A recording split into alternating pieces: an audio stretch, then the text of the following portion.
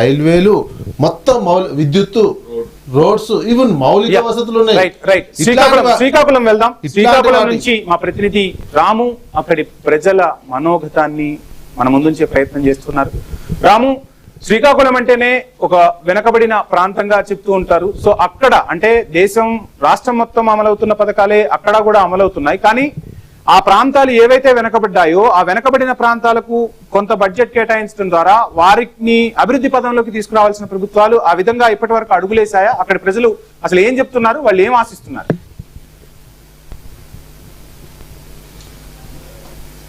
వరకు ఉపయోగకరమే. ఎందుకంటే please continue Ram.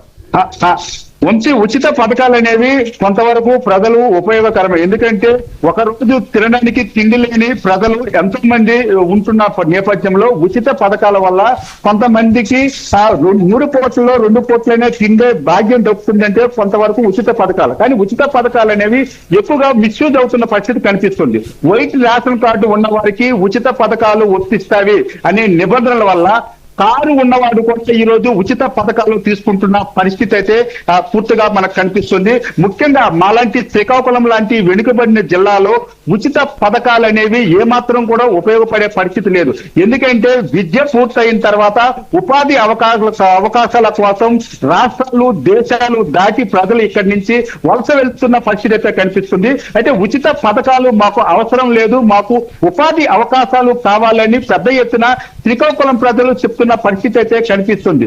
నాడు ఎన్టీ రామారావుతో మొదలైన 2 రూపాయల కిలో బియ్యము ప్రజలకు ఎంత ఉపయోగపడిందో అందరికీ తెలిసిన విషయమే. ఇప్పుడు ఉన్న ఉచిత పథకాలలో ముఖ్యంగా చూసుకుంటే ఉచిత పథకాలు అనేవి కొన్ని లిమిటేషన్స్ ఉండాలి. అంతేకాకుండా లబ్ధిదారుల ఎన్నిక ప్రక్రియలో ప్రభుత్వాలు కఠిన నిబంధనలు వర్తించే విధంగా వ్యవహరించాలి. ఇప్పుడున్న రాష్ట్రాల్లో ఉన్న రాజకీయ పార్టీలు అన్ని కూడా ఎన్నికల మేనిఫెస్టోలో ఉచిత పథకాలనే ప్రజలకు ఆకర్షణగా విడిచిపెడుతున్న పరిస్థితి ఉంది.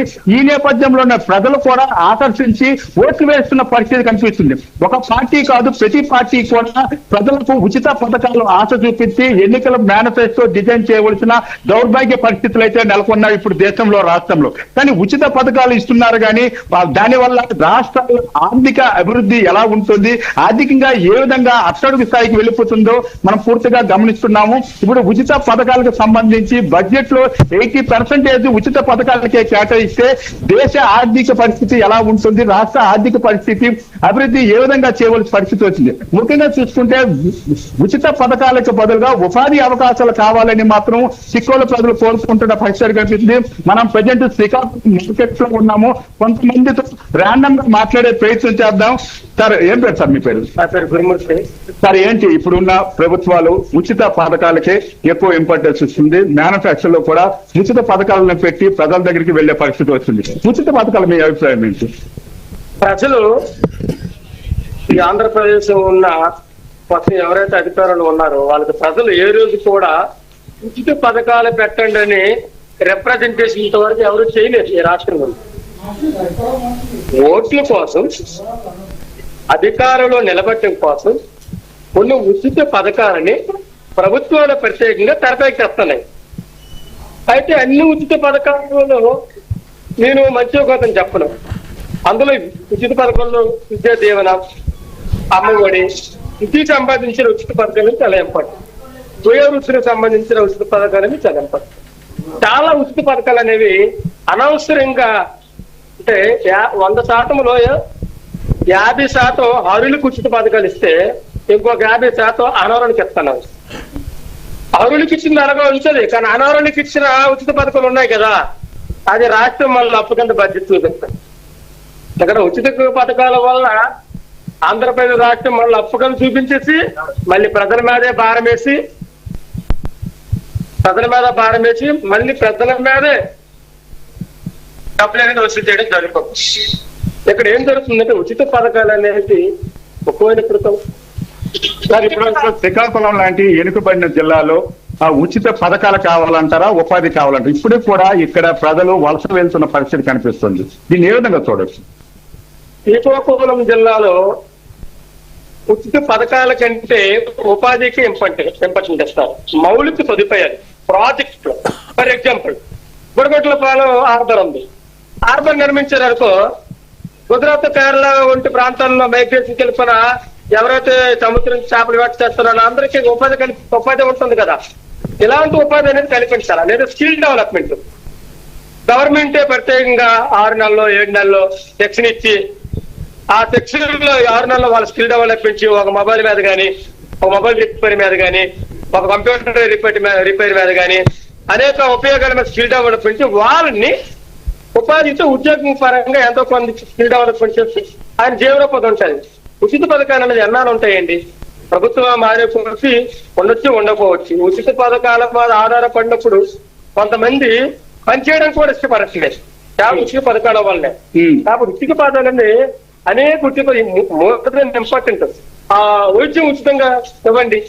ప్రతి గ్రామంలో 6 మండల ప్రాథమిక ఆరోగ్య కేంద్రం ఉంటది కదా, ప్రతి పంచాయతీలో ఆరోగ్య ప్రాథమిక కేంద్రం పెట్టమనండి. ప్రతి ఆరోగ్యంగా ఎవరైతే ఇబ్బంది పడతారో వాళ్ళు 200-300 ఖర్చులు పెట్టుకొని శ్రీకాకుళం రాకుండా ఊర్లలో వచ్చి చేసుకుంటారు కదా. అలాంటి అవకాశాలను ప్రజలకే అందించాలి. ఉచిత పథకాల వల్ల ఎంత నష్టం ఉందో అంత నష్టం ఉంది. ఎందుకంటే రావడి పోతులు చేస్తున్నారు ఈ పథకాల వల్ల. అంటే ఇప్పుడు ఉచిత పథకాలు అవసరం లేదంటారా? ఉచిత పథకాలు అంటే వేస్ట్ అనే విధంగా ప్రజల్ని ఆ రకంగా అవసరమైన ప్రజలు వచ్చింది. నేను అదే చెప్తాను. అదాని అంబానీ పక్కన పెడితే అవసరమైన అధికారులు అనుకుంటారు. ప్రజలని ఇట్లా చర్చలు ప్రజల నుంచే తీసుకొచ్చేటువంటి విధంగా మైండ్ సెట్ తయారైపోయింది. కొంతమంది ప్రజలు మళ్ళీ ఓట్లకి మళ్ళీ ధరించడానికి అధికారం అనుకుంటుంది తప్ప ప్రజలు ఇది ఉచితంగా ఇవ్వండి అని ఏ రోజున అడిగారా? మరి ఉచిత బస్సు అని ఏ రోజున అడిగారా? ఉచిత బస్సు అనేది మేనిఫెస్టో ఆలపెట్టిన తప్ప ప్రజలు అడగలేదు కదా. నేనన్నది ఏమంటే వాళ్ళు ఉచితంగా అన్ని ప్రయోజనాలు చేస్తున్నారు తప్ప ప్రజలు ఏ రోజు అడగలేదు. కానీ ప్రజలకు ఉచితంగా ఇచ్చి సోమరపత్రం చేసి అనవరంగా అందరికీ ఉచిత పథకాలు ఇచ్చేసి ఇంత ప్రొడక్షన్ ఎట్లా వచ్చిందండి తెలంగాణలో? Right, thank you Ram. Right sir, ప్రజల నుంచి వినిపిస్తున్న మాట ఏంటి అంటే ఇవ్వండి ఉచితాలు, కానీ ఏది అవసరమో అదే ఇవ్వండి. అండ్ ఇక్కడ ఇంకొక అంశం కూడా మనం చర్చిద్దాం సార్. కొన్ని ప్రాంతాలు ఉంటాయి, ఇప్పుడు శ్రీకాకుళం నుంచి మనం మాట్లాడుతున్నాం కాబట్టి శ్రీకాకుళంలో కొన్ని ప్రాంతాలు వెనకబడిన ప్రాంతాలు ఉంటాయి. ఆ వెనకబడిన ప్రాంతాలకు బడ్జెట్ కేటాయించడం ద్వారా వారిని అభివృద్ధి పదంలోకి తీసుకురావాల్సిన అవసరం ఉంది. కానీ అక్కడ కేటాయింపులు ఆ విధంగా జరగకుండా అందరికీ ఏ విధంగా కేటాయిస్తున్నారో ఆ విధంగానే కేటాయిస్తున్నారు. వాళ్ళపై ఎందుకు దృష్టి సారించలేకపోతున్నాయి ప్రభుత్వాలు? అంటే మీరు గిరిజన సంక్షేమానికో ఐటీడీఏలో ఉండొచ్చు, కానీ అవి ఎంతవరకు సఫలం అవుతున్నాయి, ఎంతవరకు క్షేత్రస్థాయిలో ఫలాలు ఇస్తున్నాయి మాట్లాడదాం సార్. ప్రజల మైండ్ సెట్ని అట్లా తయారు చేసినటువంటి విధానం సరైంది కాదు.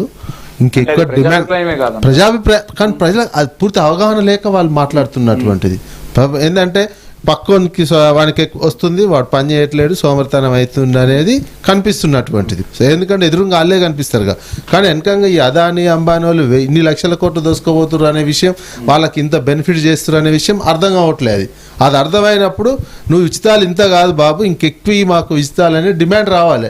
ఏం చేస్తారు అప్పుడు ఆలయ పంచాల్సినటువంటి బడ్జెట్ ఎందుకు? బడ్జెట్ లే అబద్ధం అండి. వాళ్ళ దగ్గర 14 లక్షల కోట్లు పెట్టుకొని ఆ మనిషికి ఏం సరిపోతుంది? ఏం ఎక్కడ బిజినెస్? నీకు ఎంత రాయితీలు ఇస్తున్నారు? ఎంత రాయితీలు ఇస్తున్నారు?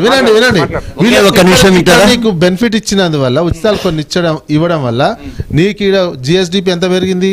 ఒక ఎగ్జాంపుల్ తెలంగాణ తీసుకుంటే 2014లో 4.5 లక్షల కోట్ల జిఎస్డిపి ఉన్నది.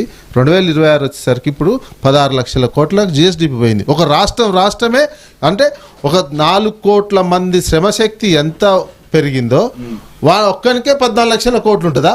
4 కోట్ల మంది కోట్లు ఎందుకు వచ్చింది ఆయనకు? ఒక నియంత్రణ కాదు. ఇవన్నీ కూడా ఎందుకంటే ఇప్పుడు బెస్ట్ ఎగ్జాంపుల్ చెప్తాను. నేను మ్యాంగ్లూర్ ఎయిర్పోర్ట్ పోయినా గతంలో.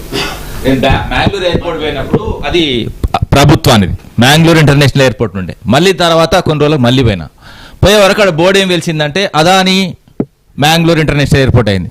సో ప్రభుత్వానికి వచ్చే ఆదాయం అదానికి వెళ్ళిపోయింది. ఈ విధంగా మార్పు నడుస్తున్నది. ఇంకోటి ఏంటంటే అభివృద్ధి కానీ సంక్షేమం కానీ, ఒకటే నిమిషం లాస్ట్ అండి, అభివృద్ధి కానీ సంక్షేమం కానీ జోడెడ్లలాగా నడవాలి.